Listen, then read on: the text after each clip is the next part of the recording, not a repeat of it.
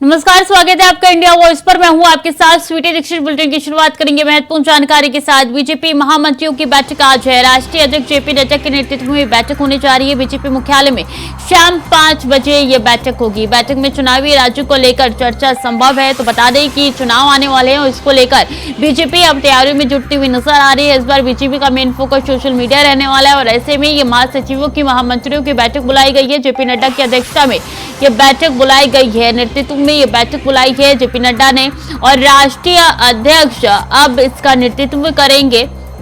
उनके द्वारा दिशा निर्देश दिए जाएंगे और वही काम धरातल पर उतारना बेहद जरूरी है, क्योंकि राजस्थान और छत्तीसगढ़ में बीजेपी इस बार मोर्चे पर तैनात नजर आ रही है। मध्य प्रदेश में भी नई नई पैंतरे लगातार बीजेपी की ओर से आजमाई जा रही हैं। अब देखना होगा कि आने वाले दिनों में क्या ऐसी नई तकनीक लेके आती है बीजेपी जिससे वो सत्ता की कुर्सी अपने नाम कर सके। इसलिए बैठक अब लगातार हो रही है। आज भी शाम 5 बजे बैठक होने वाली है। जेपी नड्डा की अध्यक्षता में ये बैठक होगी।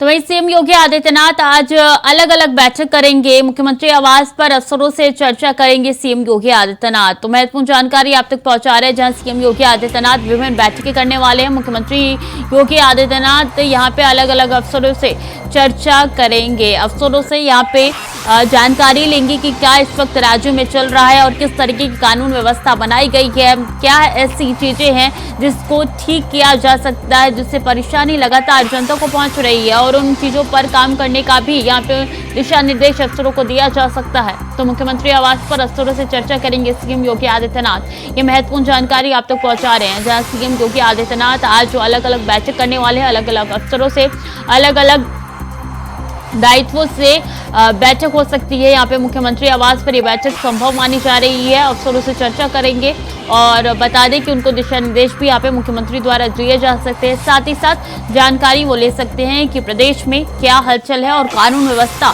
काम कितने सुगम तरीके से हो रहा है।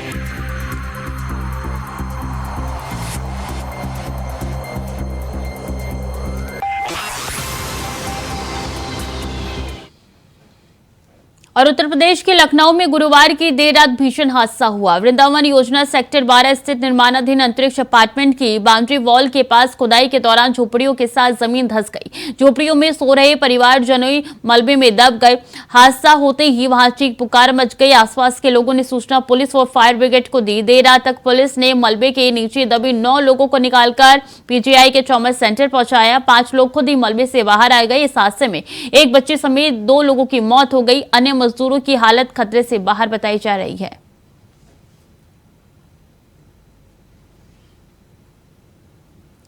तो 12 मजदूरों का रेस्क्यू किया गया है यहाँ पे और 3 से 4 लोगों की यहाँ पे जान चली गई है, जिसमें एक छोटी बच्ची भी बताई जा रही है। 1.5 महीने की ये बच्ची है जिसने अपनी जान गंवा ली है।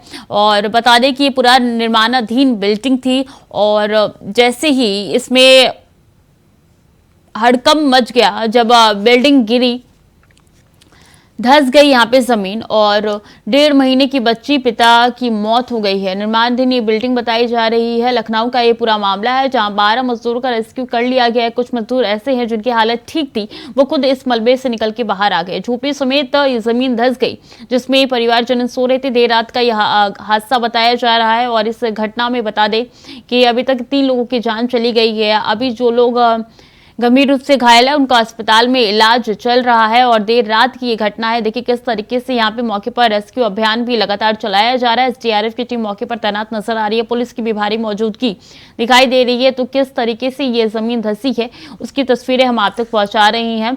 और जैसे ये जानकारी पुलिस को लगी, आनन फानन में पुलिस मौके पर पहुंची। चीख पुकार इलाके में मच चुकी थी। निर्माणाधीन अपार्टमेंट ये बताई जा रही है जिसकी जमीन जो है वो धंस चुकी थी। शुभम पांडे इसी खबर पर ज्यादा जानकारी के साथ जुड़ चुके हैं। शुभम, कितने बजे का यह हादसा हुआ, अभी क्या स्थिति है? बिल्कुल आपको बताते हैं, देर रात जो है लखनऊ के पीजीआई इलाके में एक इमारत जो है गिरने से सारा एक हिस्सा उसका गिर गया था। उसके बाद उसमें लगभग 5 से 6 जो झोपड़ी थी वो उसी के पास में बनी हुई थी, क्योंकि वहाँ पे जो मजदूर हैं वो काम कर रहे थे। जैसे 12 लोग जो है उसमें मलबे में दब गए थे। कहा जा सकता है कि देर रात लगभग 11:30 बजे के आसपास की ये पूरी घटना बताई जा रही है। और जैसे ही जानकारी जो है पुलिस विभाग को मिली, पुलिस विभाग ने मौके पर पहुंचा और वहीं पर आलाधिकारी भी मौके पर मौजूद रहे और लगातार जो है कह सकते रेस्क्यू टीम ने रेस्क्यू किया और 2 लोगों की दर्दनाक तरीके से मौत हुई है। और कहा जा सकता है कि और जो अधिकारी हैं लगातार जो है मौके पर मौजूद हैं, रेस्क्यू करने की पूरी कोशिश की जा रही है। लगभग जो है 12 लोगों को रेस्क्यू करके निकाल लिया गया है। उसी के साथ कह सकते हैं कि 4 लोगों की जो हालत है वो गंभीर है, उनको सबको ट्रामा सेंटर रेफर किया गया और सभी का इलाज जो है चल रहा है। कारण क्या बताया जा रही है? आखिर निर्माणाधीन ये जमीन धंस क्यों गई है? क्या बिल्कुल आपको बता दें, जिस तरीके से जो है मल्टी लेवल जो पार्किंग है वो बन रही थी और प्लेसमेंट की तैयारी कर रहे जो तैयारी है वो चल रही थी, उसी को लेकर के जो है जेसीबी देर रात जो है काम कर रही थी और अपार्टमेंट में जो काम करने वाले मजदूर थे वो झुग्गी झोपड़ी बना करके वहीं रह रहे थे और एकदम से जो इमारत का एक हिस्सा है वो गिर गया, जिसकी वजह से उसी में लगभग 12 से 14 लोग उसमें जो लोग मजदूर थे वो सभी जो है उसमें दब गए थे। उसके बाद जो SDRF की टीम है मौके पर पहुंची और किया और मुख्यमंत्री योगी आदित्यनाथ ने भी इस घटना का कितना रेस्क्यू अभियान अभी तक हो चुका है? कितने और लोग अंदर दबे होने की ये जो सूचना है वो निकल के सामने आ रही है? शुभम जी बिल्कुल कह सकते हैं कि लगभग जो है कई परिवार वहाँ पर मजदूरी कर रहे थे, लगातार वहाँ काम कर रहे थे। से 6 झुग्गी झोपड़ी बना करके लोग जो है वहाँ काम कर रहे थे। लगभग जो है 12 से 14 लोग जो है रेस्क्यू करके निकाले जाते हैं। अभी भी अधिकारी जो है जांच पड़ताल कर रहे हैं कि आखिरकार रेस्क्यू में कोई और जो है उसमें बचा तो नहीं है। और लगातार कह सकते हैं मुख्यमंत्री योगी आदित्यनाथ को जैसे ही इस घटना की खबर मिलती है उन्होंने तुरंत जो है जो रेस्क्यू टीम है और अधिकारी है उन सभी को निर्देश दिया है कि जो लोग भी घायल हो रहे हैं, जो लोग जो मौके पर पहुंचे और लगातार उनका जो 12 मजदूरों का रेस्क्यू किया गया है। घायल कितने लोग बताए जा रहे हैं पूरे हादसे में?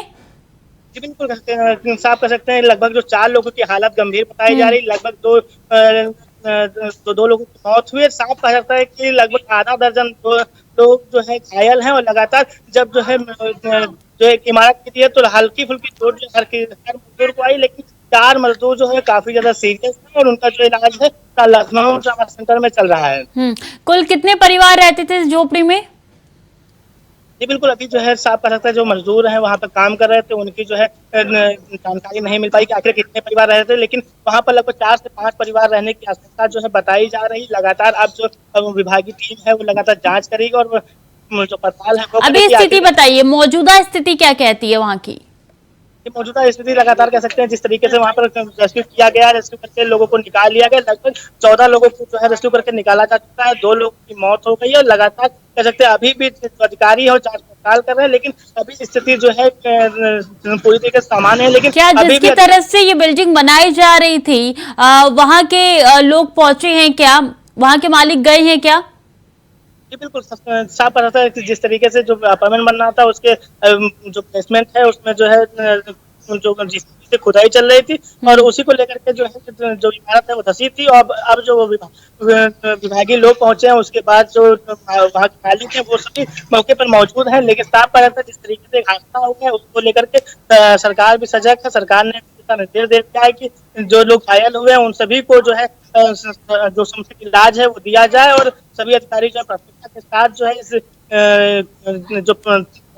जो लोग घायल हुए हैं उन सभी का इलाज के लिए मुआवजे का ऐलान हुआ है किसी तरीके के? अभी जो साफ कर सकते हैं मुख्यमंत्री की तरफ से कोई भी जो मुआवजे की धनराशि जो है नहीं बताई गई, लेकिन जो इलाज के लिए जो साफ कहा जाता है मुख्यमंत्री की तरफ से साफ कहा गया कि जो इलाज है वो सभी जो मजदूर है उन सभी का तत्परता से किया जाए। जो चीजें हैं जो इलाज की डिटेल है वो सारी जो एक सब कुछ है कह सकते हैं एक प्राथमिकता के तहत अधिकारी करेंगे। तो ये पूरा जो हादसा हुआ है जिसमें 3 से 4 लोगों की आप संख्या बता रहे हैं तकरीबन जिनकी जान चली गई है और जो लोग घायल हुए हैं, इन सब की जवाबदेही किसकी होगी? जी बिल्कुल कह सकते हैं अभी जो है पहली प्राथमिकता अधिकारियों की यही है कि जिस तरीके से एक मल्टीप्लेक्स जो अपार्टमेंट बन रहा था उसमें जो एक पार्किंग बनाई थी उसको लेकर जो है अब लोगों को रेस्क्यू किया गया है। अब जो सारी चीजें होंगी, अब जो विभाग के अधिकारी हैं वो जांच करेंगे आखिरकार जो पार्किंग बन रही थी, किन नियमों को लेकर के बन रही थी, आखिरकार किसकी लापरवाही इसमें, कि देर रात जो काम चल रहा था और वहाँ जो मजदूर हैं वो सो रहे थे, एकदम से ये हादसा हो जाना जाहिर बात है कि बड़ी लापरवाही जो है निकल कर सामने आई है। ये सभी चीजें जो है जब जांच होगी तब सामने आ पाएंगे। आखिरकार जो इसमें जो कि किसकी लापरवाही है, कौन इसमें शामिल है, ये सभी चीजें जो है जो क्लियर हो जाएंगी, उसके बाद जो विभागीय कार्रवाई होगी वो की जाएगी। तो कितनी टीमें मौजूद है एसडीआरएफ के मौके पर, शुभम? आप कह सकते हैं कि फायर ब्रिगेड की टीम और एसडीआरएफ की टीम मौके पर, पुलिस बल और आलाधिकारी जो है मौके पर मौजूद हैं। लगातार जो है उन्होंने रेस्क्यू किया है, देर रात और सुबह भी जो है काफी देर तक जो रेस्क्यू किया गया कि कहीं जो है कोई जो है उसमें दबा ना मलबे में, और हर किसी को जो कह सकते हैं सुरक्षित निकाल लिया जाए। ठीक है शुभम, नजर बनाए रखिए, पल पल की अपडेट आपसे लेते रहेंगे। तब तक के लिए बहुत बहुत शुक्रिया आपका तमाम जानकारियों के लिए। तो निर्माणाधीन अपार्टमेंट की जमीन धंस चुकी है, तस्वीरें आप तक लगातार पहुंचा रहे हैं। कहा यह जा रहा है कि देर रात यहाँ पे कार्य चल रहा था लगातार, और जिसके बाद से ही एकाएक करके यहाँ पे जमीन धंस गई और झोपड़ी में यहाँ पे लोग रह रहे थे। ये वही मजदूर थे जो कि इस बिल्डिंग का निर्माण कार्य में अपना सहयोग दे रहे थे।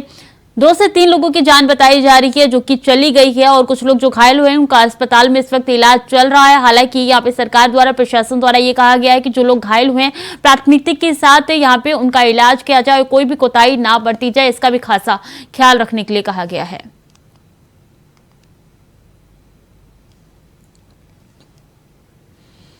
और सिद्धार्थनगर जनपद में 3 किलोमीटर के अंदर अलग अलग स्थानों पर संदिग्ध परिस्थितियों में शव मिलने से क्षेत्र में सनसनी फैल गई है। वहीं लोगों में भय का माहौल देखते ही देखते दोनों स्थानों पर लोगों का जमावड़ा लग गया। वहीं 2 शव मिलने से पुलिस भी काफी तत्परता दिखाई, जहां दोनों शव को कब्जे में लेकर पोस्टमार्टम के लिए भेज दिया गया है।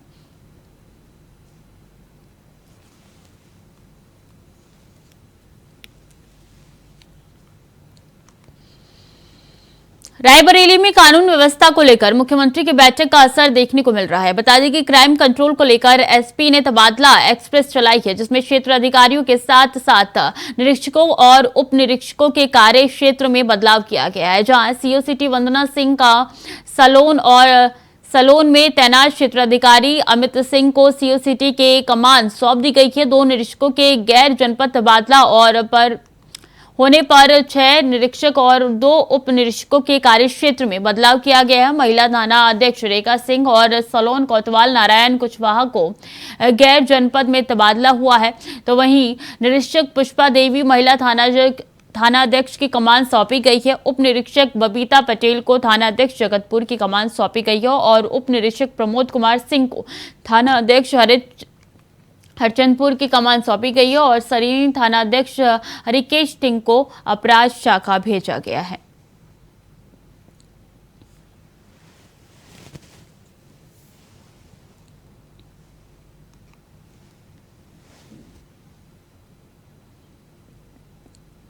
कुरुक्षेत्र सेक्टर 17 की मार्केट में दिन दहाड़े एक 14 वर्षीय छात्र तने पुत्र सुरेंद्र सिंह निवासी गांव बिड़ पिपली पर अज्ञात 3 युवकों ने डंडे से हमला कर दिया। वहीं छात्र ने भागकर अपनी जान भी बचाने का प्रयास किया, लेकिन अज्ञात युवकों ने उसको एक के बाद एक डंडे से लगातार हमला करते रहे। बता दें कि ये सारी वारदात पास में लगे सीसीटीवी कैमरे में कैद हो गई। गंभीर घायल छात्र तने ने जानकारी देते हुए बताया कि वो पेपर देकर घर की तरफ जा रहा था। जब वो सेक्टर 17 पहुंचे तो एक गाड़ी में अचानक से 3 युवक आए और उनको देखकर उसके साथ उसका दोस्त भाग गया।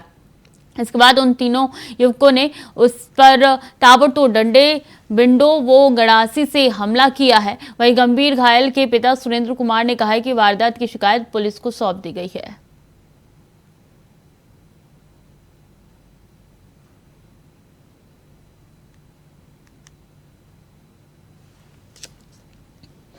कुरुक्षेत्र के सिन्हित सरोवर को अंतर्राष्ट्रीय मानचित्र पर लाने के लिए एक महर्षि दधीची की प्रतिमा स्थापित होगी। एडीसी अखिल पिलानी 48 कोस तीर्थ कमेटी के चेयरमैन मदन मोहन छाबड़ा और केडीबी मानद सचिव उपेंद्र सिंघल ने इसको लेकर सिन्हिती सरोवर पर भूमि पूजन किया। इस प्रतिमा के पीछे सूर्य और साथ में भगवान इंद्र और ब्रज की प्रतिमा भी स्थापित की जाएगी। अहम पहलू ये है कि इस प्रोजेक्ट पर कुरुक्षेत्र विकास बोर्ड की तरफ से 1 करोड़ 30 लाख का बजट खर्च किया जाएगा।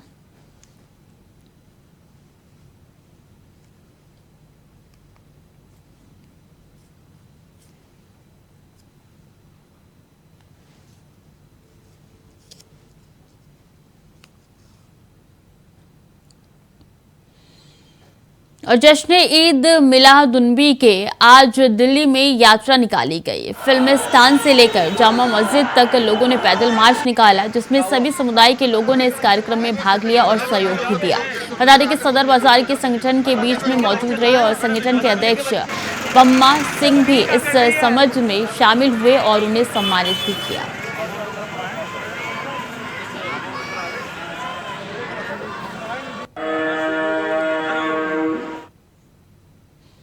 हमीरपुर में मौदहा में दबंगों की दमगई एक बार फिर से देखने को मिली है, जहां नेत्रहीन हाफिज को पीटा है। दबंगों ने मदरसे के अंदर घुसकर नेत्रहीन दिव्यांग को लात घुसों से जमकर पीटा, जिसका सीसीटीवी फुटेज भी अब वायरल हो रहा है।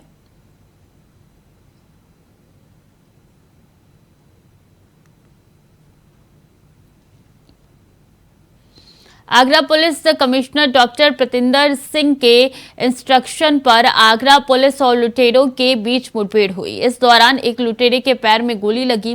पुलिस ने घायल लुटेरे सहित 5 लुटेरे को गिरफ्तार किया। बता दें कि हाल ही में व्यापारी की आंखों में मिर्च झोंक लूटी गई थी। चैन लूट की घटना हुई थी सीसीटीवी कैमरे में कैद, जिसके बाद पुलिस एक्टिव हुई।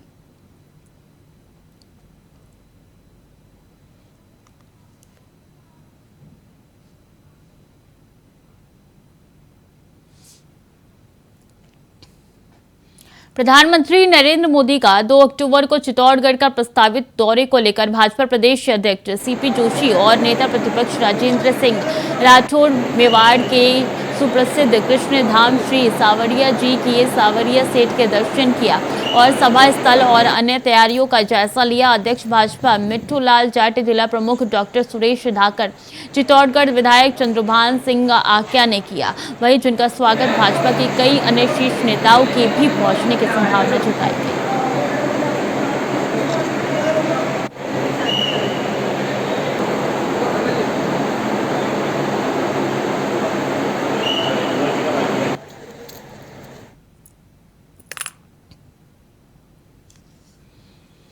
और सिरसा के निजी रिजॉर्ट में जननायक जनता पार्टी की तरफ से एक प्रेस कॉन्फ्रेंस हुई, जिसमें जिलाध्यक्ष अशोक वर्मा ने पत्रकारों से बातचीत के दौरान कहा कि सीकर में रैली हुई थी, उसमें लोग बड़ी संख्या में मौजूद थे। उसमें हर तरह के लोग, युवा, बुजुर्ग, महिलाएं और बच्चे मौजूद थे। दूसरा, उन्होंने कहा कि हमारे सिरसा में हरियाणा के उप मुख्यमंत्री दुष्यंत चौटाला के योगदान से सिरसा में मेडिकल कॉलेज बनने जा रहा है, जो कि सिरसा जिले के लिए बहुत बड़ी उपलब्धि रहेगी।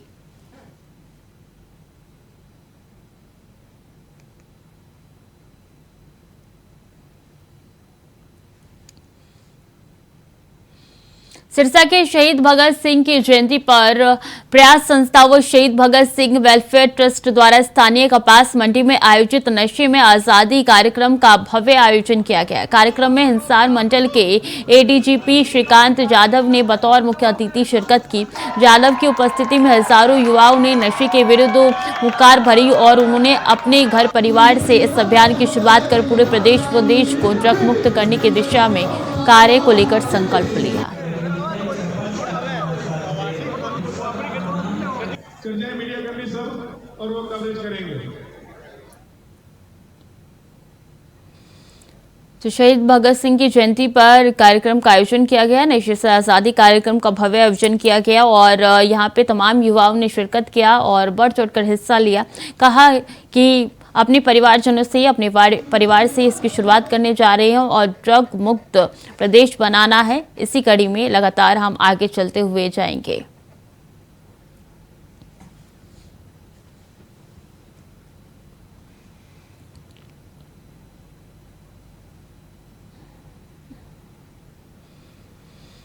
और हरियाणा के गृह एवं स्वास्थ्य मंत्री श्री अनिल विज ने कहा है कि अंबाला छावनी में बनाए जाने वाले सिविल एनक्लेव का भूमि पूजन मुख्यमंत्री श्री मनोहर लाल द्वारा आगामी 15 अक्टूबर 2023 को किया जाएगा। उन्होंने कहा कि आज RCS यानी कि रीजनल कनेक्टिविटी स्कीम उड़ान योजना के तहत जनरल लैंड रजिस्टर रिकॉर्ड में 20 एकड़ भूमि का पंजीकरण अब सिविल एनक्लेव के नाम से हो गया है। अंबाला सिविल एनक्लेव के भूमि पूजन मुख्यमंत्री मनोहर लाल करेंगे। भूमि पूजन 15 अक्टूबर को करेंगे। भूमि पूजन गृह मंत्री अनिल विज ने इसकी जानकारी दी है।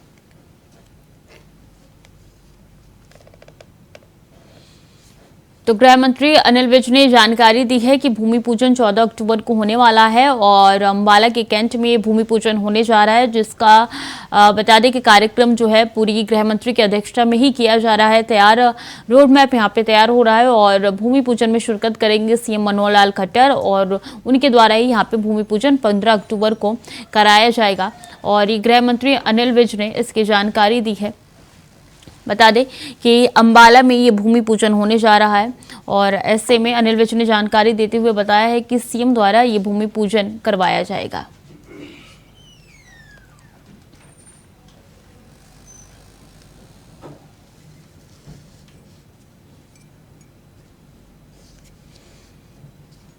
अंबाला छावनी में बनाए जाने वाले सिविल एनक्लेव के भूमि पूजन में मुख्यमंत्री मनोहर लाल द्वारा आगामी 15 अक्टूबर को किया जाएगा, जिसकी जानकारी देते हुए गृह मंत्री अनिल विज ने कहा है कि RCS उड़ान योजना के तहत GLR रिकॉर्ड में 20 एकड़ भूमि का पंजीकरण अब सिविल एनक्लेव के नाम से हुआ है।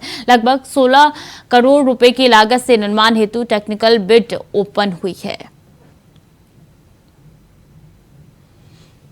तो 15 अक्टूबर को करेंगे भूमि पूजन। गृह मंत्री अनिल विज ने इसकी जानकारी दी है और अनिल विज ने जानकारी देते हुए बताया है कि मुख्यमंत्री द्वारा ही इसका भूमि पूजन करवाया जाएगा। खबरों में आगे बढ़ते हैं। सुल्तान के गंजेड़ी चौराहे पर भीषण हादसा हो गया, जहां कुत्ते को बचाने में युवक पूरी तरीके से घायल हो गया। बता दें कि देर रात घर को वापस लौटते समय यह हादसा हुआ। बताया जा रहा है कि जिला मेडिकल कॉलेज सुल्तानपुर के समय से एम्बुलेंस न आने पर 112 नंबर ने अस्पताल पहुंचाया, जिसके बाद डॉक्टर ने युवक को मृत घोषित कर दिया।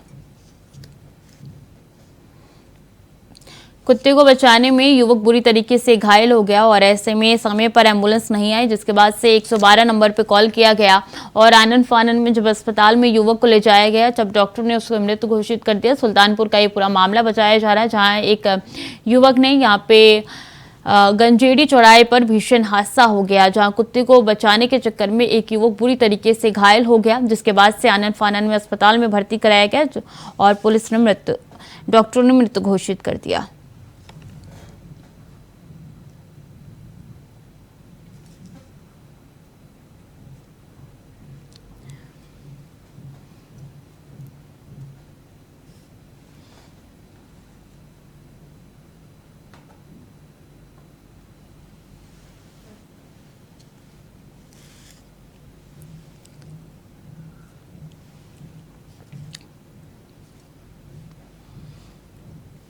तो फिलहाल के लिए बुलेटिन में इतना ही। खबरें लगातार जारी रहेंगी। देखते रहिए इंडिया वॉइस।